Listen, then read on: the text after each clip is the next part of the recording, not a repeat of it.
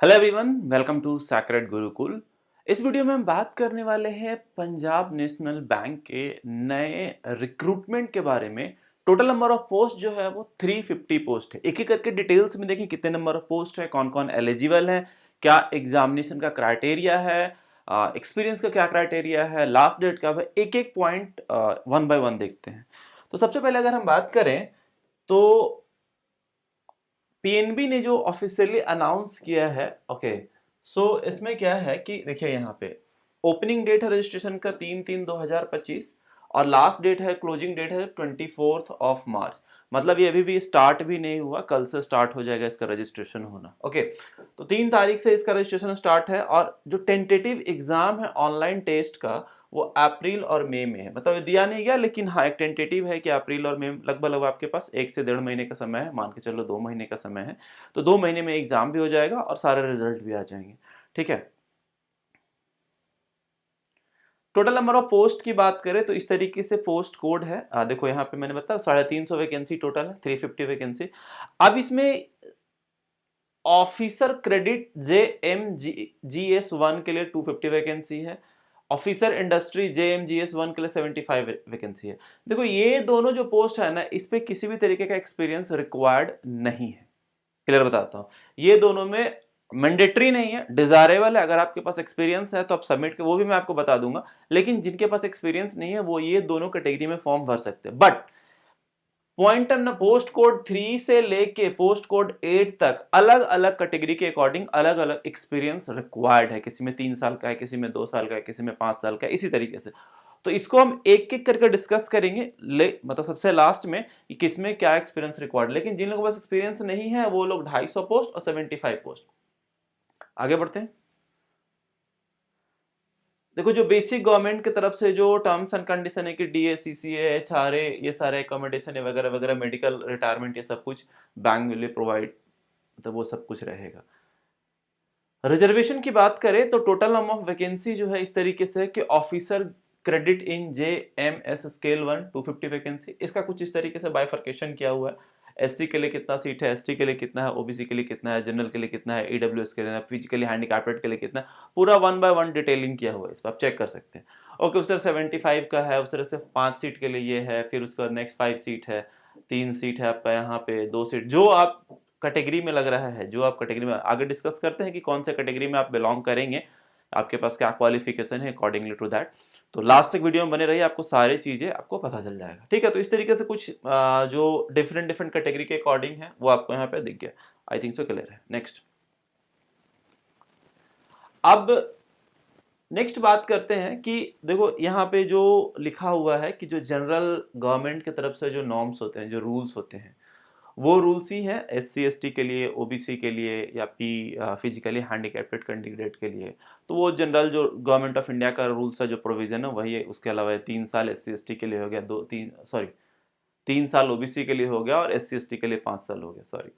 उसके बाद कुछ स्पेसिफिक मेंशन किया हुआ है कि जो एलिजिबल, जो नेशनल सिटीजनशिप किन किन के अलावा सिटीजन ऑफ इंडिया होंगे, subject of Nepal, Bhutan, Tibet refugee उनके पास। लेकिन जो भी आप अप्लाई कर रहे हो, या फिर कुछ लोग ऐसे भी हैं, the person Indian origin who has migrated from Pakistan, Burma, Sri Lanka, eastern Africa, Kenya, Uganda and public Republic, मतलब बहुत सारे कंट्री है, जाम्बिया, ये सारे के सारे वहां से। लेकिन एक जिनका इंटेंशन ये है कि परमानेंटली वो सेटल है इंडिया में, और उसका एक गवर्नमेंट ऑफ इंडिया की तरफ से सर्टिफिकेट आपको मैंडेटरी है यहाँ पे सबमिट करना, अगर उस तरीके के आप कैंडिडेट हैं तो। या फिर किसी भी कैटेगरी में अगर आप कोई कैटेगरी के लिए कोई भी क्लेम कर रहे हैं, चाहे वो एज के लिए या क्वालिफिकेशन, मतलब एक्सपीरियंस के लिए, तो उसका एक्सपीरियंस लेटर मैंडेटरी है। ठीक है, जो भी क्लेम करेंगे उसका सर्टिफिकेट चाहिए होगा। तो ये यहाँ पे लेवल ऑफ एजुकेशन जो दिया हुआ है आपको कि कैसे कैसे क्या है, CGPA जो कैलकुलेट होगा 60% से कम नहीं होना चाहिए। 59.99 नहीं चलेगा, 59.9 नहीं चलेगा, 60% एंड अबव। ठीक है, रिलैक्सेशन जो मैंने आपको बताया भी वो ये है, 5 साल, 3 साल, 10 साल, 5 साल और 5 साल, ये सेम जो मैंने आपको बता दी। अब यहाँ पे जो कहता है, नेक्स्ट आगे बढ़ते हैं।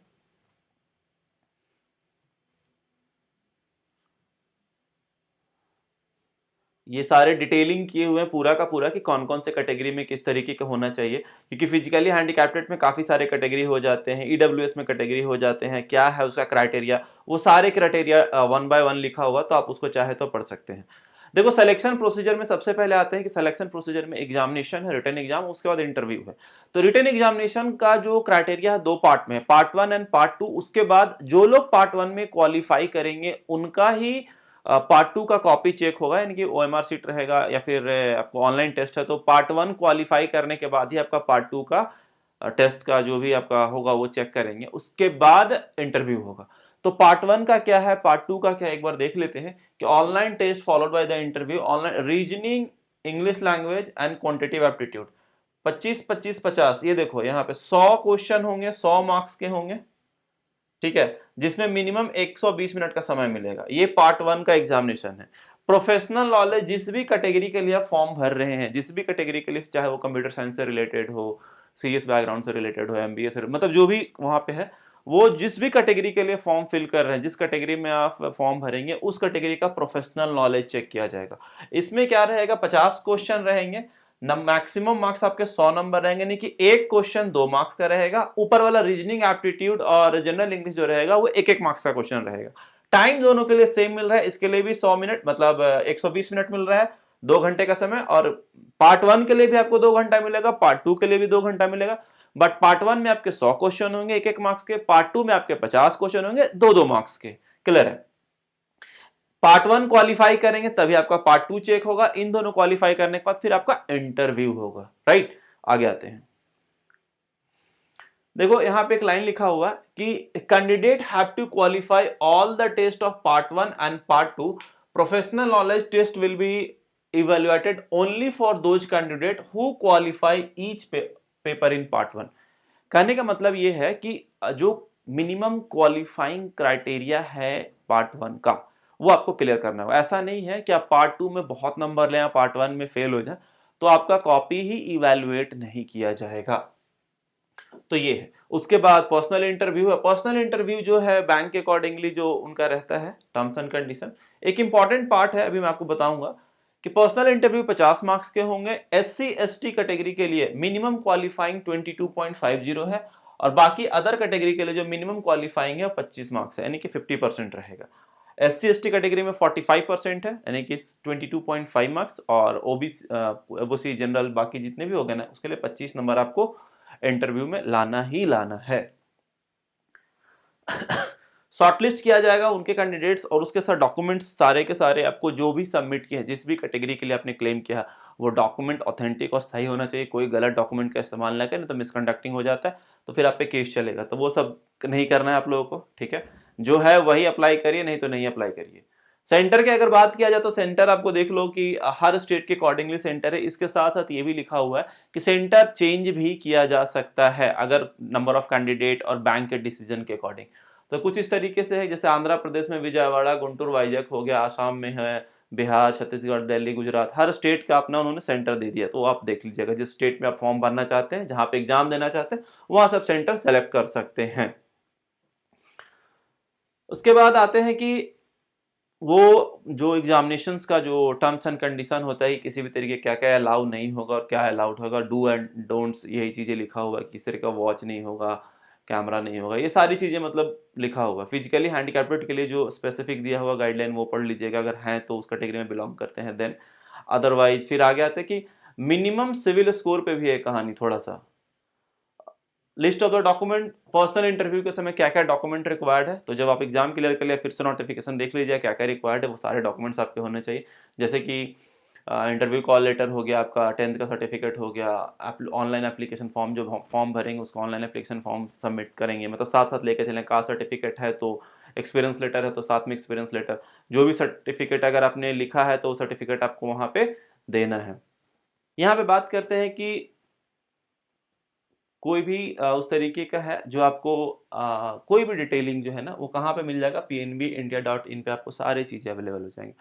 चाहे आपका कॉल लेटर हो, इंटरव्यू का हो या एडमिट कार्ड हो, किसी भी तरीके का डिटेल्स है वो आपको यहाँ पे मिल जाएगा।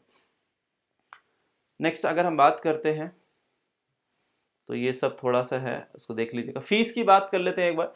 तो फीस आपका नॉन रिफंडेबल रहेगा। SC/ST के लिए 50 रुपया प्लस GST, और बाकी जितने भी हो गए, जनरल हो गया, OBC होगा, उन सबके लिए 1000 रुपया प्लस GST। आपको यहाँ पे वही दिख रहा है 1180 रुपया और 59 रुपया। अप्लाई करना है तो अप्लाई करने का जो स्टार्टिंग डेट, लास्ट डेट मैंने ऑलरेडी क्लियर कर दिया, ठीक है। बाद में कोई भी तरीके का एक्सेप्ट नहीं किया जाएगा। एप्लीकेशन का प्रोसीजर है आपको कि एप्लीकेशन आपको PNB के साइट पे जाके करना है। उसके साथ एक वैलिड ईमेल आईडी होना चाहिए, फ़ोन नंबर होना चाहिए, फ़ोटो होना चाहिए, ये सारा चीज़ लिखा हुआ है यहाँ पे कि क्या है, कैसे। मोड ऑफ पेमेंट आपके नेट बैंकिंग ले सकते हैं, आपको क्रेडिट कार्ड ले सकते हैं, डेबिट कार्ड ले सकते हैं, किसी भी तरीके का मोड से आप पेमेंट कर सकते हैं। तो ये सब तो बेसिक जो गाइडलाइन होता है। फोटो के लिए इंपॉर्टेंट पार्ट ये है कि 4.5 सेंटीमीटर तो 3.5 सेंटीमीटर का होने, पासपोर्ट साइज फोटो होना चाहिए। इसका जब आप लोड करेंगे तो पिक्सल्स जो है वो 200 से 230 होना चाहिए, 200 इंटू 230, और जो केबी यानी साइज जो होगा वो 20 to 50 केबी का होगा। उसी तरीके से सिग्नेचर का भी है। सिग्नेचर का जो पिक्सल होगा आपको 140 to 60 पिक्सल में होगा, और जो साइज होगा वो 10 to 20 केबी का होगा। फिर उसके बाद लेफ्ट थंब इंप्रेशन की बात करते हैं तो उसका भी सेम डायमेंशन इस तरीके 240 to 240 लिखा हुआ है डी पे, और फाइल साइज 20 to 50 केबी का लिखा हुआ है। हैंड रिटन डिक्लेरेशन इमेज होना चाहिए, एज प्रूफ यानी कि आप PDF फाइल में अपलोड कर रहे हैं 10th का। तो हर किसी का क्राइटेरिया और एक मेंशन क्या हो कि फाइल का साइज कितना होना चाहिए। कभी कभी क्या होता है कि फाइल का साइज बड़ा होता है तो डॉक्यूमेंट अपलोड ही नहीं होगा, तो उसमें आप परेशान होंगे। तो फॉर्म भरने से पहले सारे डॉक्यूमेंट को कंप्रेस करके, चाहे वो आपका इमेज हो, कोई भी, चाहे फोटोग्राफ हो, चाहे सिग्नेचर हो, चाहे आपको 10th का सर्टिफिकेट हो, एक्सपीरियंस सर्टिफिकेट हो, ग्रेजुएशन का सर्टिफिकेट, सबको एक विद इन जो लिमिट है ना, उस लिमिट में आपको ले आना। 500 केबी से अगर है PDF का तो 500 केबी से कम रखना है, ज्यादा नहीं रखना है। एजुकेशनल क्वालिफिकेशन में जो है year wise, semester wise, consolidated marksheet, degree certificate, ये सारे PDF में होना चाहिए। अगर कोई और डॉक्यूमेंट दे रहे हैं, डिक्लेरेशन सर्टिफिकेट है, पोस्ट क्वालिफिकेशन है, एक्सपीरियंस सर्टिफिकेट है, वो भी चीजें आप वहां पे डाल सकते हैं। नेक्स्ट अगर हम आते हैं कि प्रोसीजर फॉर स्कैनिंग डॉक्यूमेंट हो गया, ये सब चीज़ें आपको पता है, फॉर्म भरने का तरीका लिखा हुआ है और कुछ नहीं है। बॉन्ड ये है कि ज्वाइनिंग के बाद 3 साल का बॉन्ड इस स्केल 3 में होगा, सॉरी 5, स्केल 1 में 3 साल का बॉन्ड है, स्केल 2 में 3 साल का बॉन्ड है, स्केल 3 में 5 साल का बॉन्ड है। कुछ अमाउंट इस तरीके से लिखा होगा, स्केल 1 के लिए 1 लाख रुपए का बॉन्ड होगा, स्केल 2 के लिए 2 लाख का है, और स्केल 3 के लिए 3 लाख का बॉन्ड है। एक इंपॉर्टेंट पार्ट है कि जो भी कैंडिडेट है उनका सिविल स्कोर भी चेक किया जाएगा। तो सिविल स्कोर आप सबको को पता होगा कि बैंकिंग इंडस्ट्री में सिविल स्कोर एक इंपॉर्टेंट पार्ट रखता है, 700 के आसपास होना चाहिए। 680 लिखा हुआ है कि 680 उनका सिविल स्कोर होना चाहिए। मिनिमम सिविल स्कोर शुड भी 680, और उससे ऊपर होगा कोई दिक्कत नहीं है, कम नहीं होना चाहिए। जनरल इंस्ट्रक्शन कुछ कुछ दिए हुए, बैंक के द्वारा गाइडलाइंस दिए हुए, वो सारी चीजें आपको कि किसी भी मतलब फॉर्म पहले भरिए, एग्जाम का आपको क्लियर कर दिया। एक लास्ट जो बचा हुआ आपका कि ये है, जो मैं आपको बताना चाह रहा था वो ये है, देखो JMG scale 1 minimum age 21 to 30, right. JMG scale 1 minimum age 21 to 30 हो गया।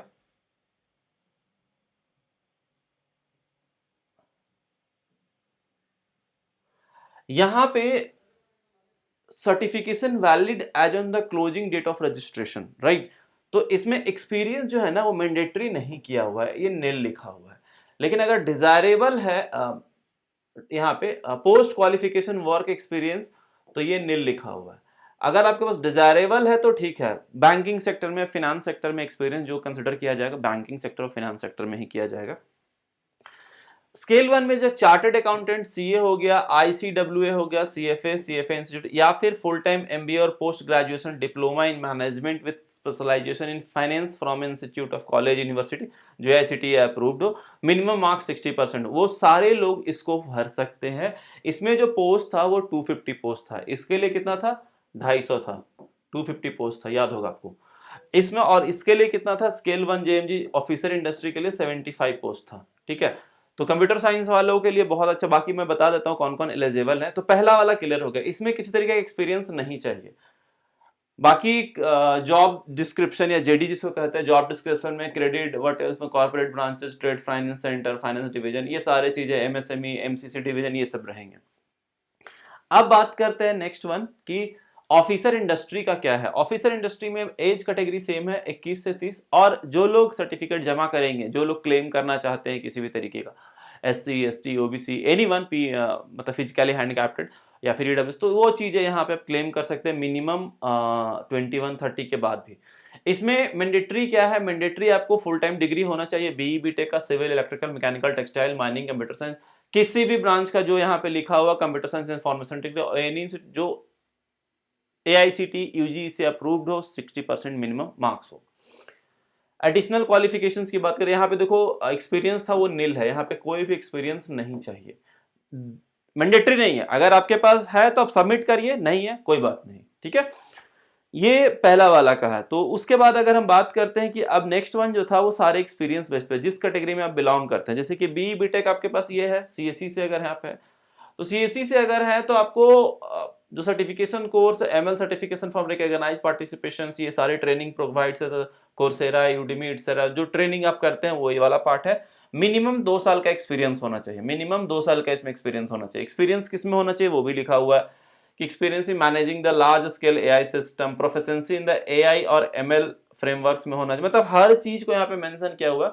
इसका JD क्या होगा वो भी लिखा हुआ है यहाँ पे, पूरा का पूरा डिटेलिंग मेंशन किया कि क्या काम है क्या नहीं है। डिजायरेबल किसी ने मास्टर्स किया है, चाहे ME MTech हो या फिर IT रिलेटेड, मतलब information technology, computer science, similar stream from any institute, तो वो भी इस चीज के लिए वैलिडेट है, ठीक है, कोई दिक्कत नहीं है। नेक्स्ट उसी तरीके से अगर हम बात करते हैं तो नीचे वाले जो सीनियर मैनेजर IT का क्वालिफिकेशन, ये सारी चीजें सेम है, बस एक्सपीरियंस चेंज होता है। इनका जो एक्सपीरियंस है वो 2 साल से बढ़ के 3 साल हो जाता है, ठीक है। JD इसका सामने, मतलब अब जिस कैटेगरी में आप बिलोंग करते हैं उस कैटेगरी को देख, अगर आपके पास 2 साल का एक्सपीरियंस है, 3 साल का एक्सपीरियंस है, 5 साल का एक्सपीरियंस है, उसके बाद देखिए यहाँ पे जो नेक्स्ट है मैनेजर डेटा साइंटिस्ट का। मैनेजर डेटा साइंटिस्ट का जो है वो इस तरीके से, इसमें 2 साल का मिनिमम एक्सपीरियंस चाहिए। कितना? मिनिमम 2 साल का एक्सपीरियंस चाहिए। फिर सीनियर मैनेजर डेटा साइंटिस्ट का है, इसमें 3 साल का एक्सपीरियंस चाहिए। तो उसके बाद फिर MMG, इसके लिए मैंडेटरी 3 साल का एक्सपीरियंस है। तो जो भी एक्सपीरियंस आप जिसमें है, आपको देख लीजिए कहाँ पे क्या है, क्योंकि काफी सारा सिस्को सर्टिफाइड, मतलब बहुत सारी सिक्योरिटी सिस्टम और बहुत सारे ऑनलाइन जो सर्टिफिकेशंस प्रोग्राम है उसमें लिखा हुआ है कि यही चीज वैलिडेट है, इसके अलावा वैलिडेट नहीं है। अगर उस कैटेगरी में बिलोंग करते हो तो फॉर्म भरिए, नहीं करते हैं तो फिर दूसरे कैटेगरी देखिए, फिर छोड़ दीजिए। एकदम साफ लिखा हुआ, कोई भी चीजें इधर उधर नहीं किया हुआ, सब कुछ साफ साफ लिखा हुआ, साफ साफ शब्दों में। इसके बाद देखो कि यहाँ पे सीनियर मैनेजर साइबर सिक्योरिटी की बात किया जाए तो उसका एज कैटेगरी जो है 27 से 38 साल है, और इसका मिनिमम 5 ईयर का एक्सपीरियंस होना चाहिए। कितना? मिनिमम 5 साल का एक्सपीरियंस होना चाहिए। तो ये भी एक कैटेगरी है। तो कहने का मतलब है कि सारे के सारे मैंने आपको क्लियर करके बता दिए कि क्या है कैसे है। तो जो लोग जिस कैटेगरी में बिलोंग करते हैं उस कैटेगरी में जाके फॉर्म भर दीजिए, और काफी अच्छा अपॉर्चुनिटी है गवर्नमेंट सेक्टर में, आपको सामने दिख रहा है यहाँ पे पंजाब नेशनल बैंक की तरफ से जो आया हुआ है, और पोस्ट भी अच्छे हैं। So this is all about the today's session. And जो लोगों ने चैनल को सब्सक्राइब नहीं किया है, मस्ट सब्सक्राइब द चैनल, जिससे आने वाले जितने वीडियो जो अपडेट हैं वो सारे के सारे मिलते रहेंगे। देखो जो इंपॉर्टेंट है वो कंप्यूटर साइंस ब्रांच से रिलेटेड आएगा। जो टेस्ट होगा ना, आपको प्रोफेशनल नॉलेज की बात करें, कंप्यूटर CSE ब्रांच से होगा, वो आपको पूरा का पूरा डिटेलिंग कर दिया जाएगा। So this is all about the today's class. Thank you everyone.